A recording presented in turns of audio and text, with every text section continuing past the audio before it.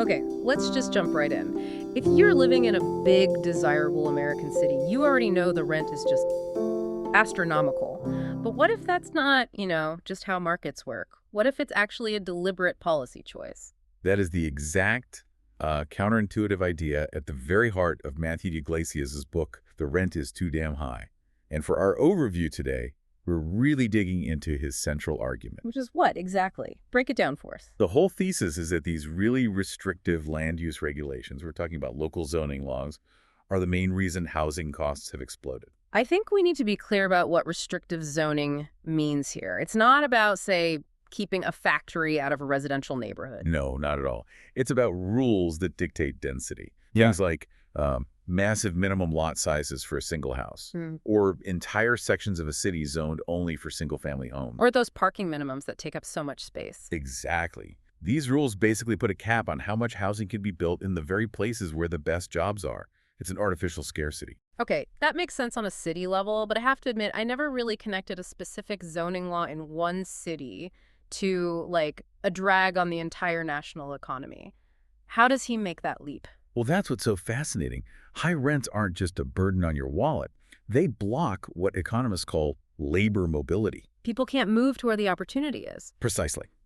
If you can't afford to live in a city with great jobs, you can't take one of those jobs. And when that happens on a mass scale, it actually slows down national productivity. He argues it makes inequality way worse. Right. And it's not just an economic abstraction, is it? It really reshapes people's daily lives. Oh, completely. The consequences are huge.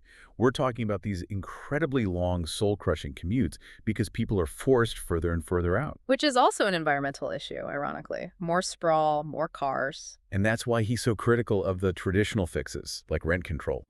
He argues they totally miss the point.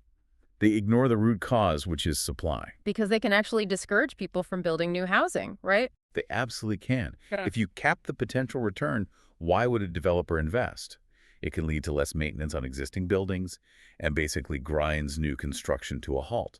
It makes the shortage worse over time. So if the problem is a regulatory stranglehold on supply, then the solution has to be, well, opening the floodgates. That's the clear but very politically difficult solution he proposes. Get rid of those density restrictions. Allow cities to build up.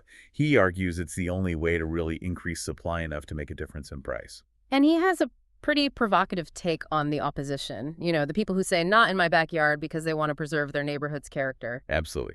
He basically says that if people want to keep their neighborhoods low density and exclusive, they're the ones imposing a huge cost on everyone else.